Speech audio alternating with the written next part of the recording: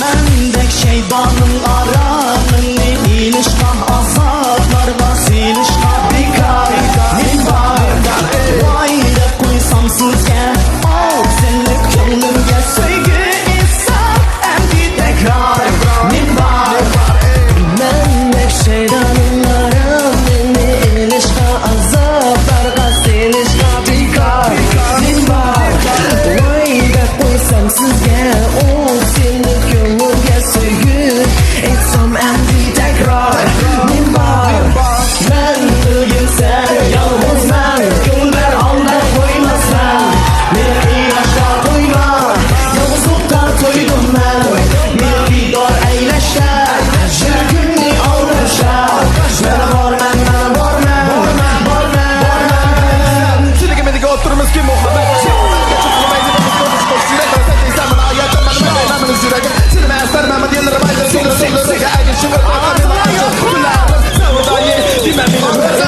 Gözleri oynatırlar bulak kalbi Şamaldı yelpinler tavukta son bu çaşları Özgür mert dokular şu kara kaşları Benimle birge eyle kötü kız çakı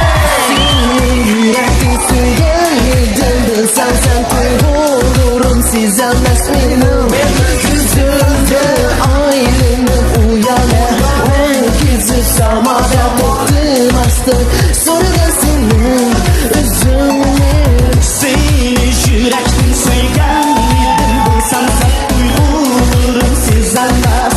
Benim gözümden ayrılık uyanır Ben gizli sanmaz ama benim astım Sonradan senin yüzünden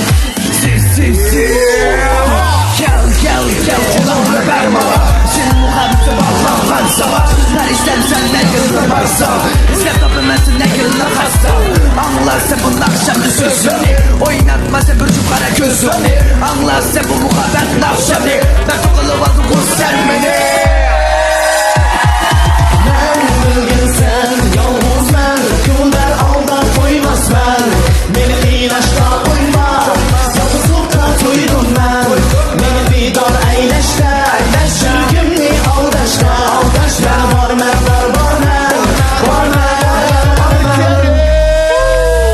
Azıcık kişinin sebepçi olma Gönül versen beni yalnız koyma O beymende beni avarem olma Ne yaparsan yolunda men var Kalbimden bir dar men aşma şunda Toz almaydıra ve aldığını bunda Tozsa eğer de versin şunda Önermen toz attın testet yenge Ben bugün sen yalnız ben Gönler alda koymaz ben Beni ilaçla koyma Yalnızlıkta koydum ben Beni bir dar eyleşler Şirkimni aldaşlar Ben var men Ben bugün sen yalnız ben Gönler alda koymaz ben Beni ilaçla koyma Yalnızlıkta koydum ben Beni bir dar eyleşler Şirkimni aldaşlar Ben var men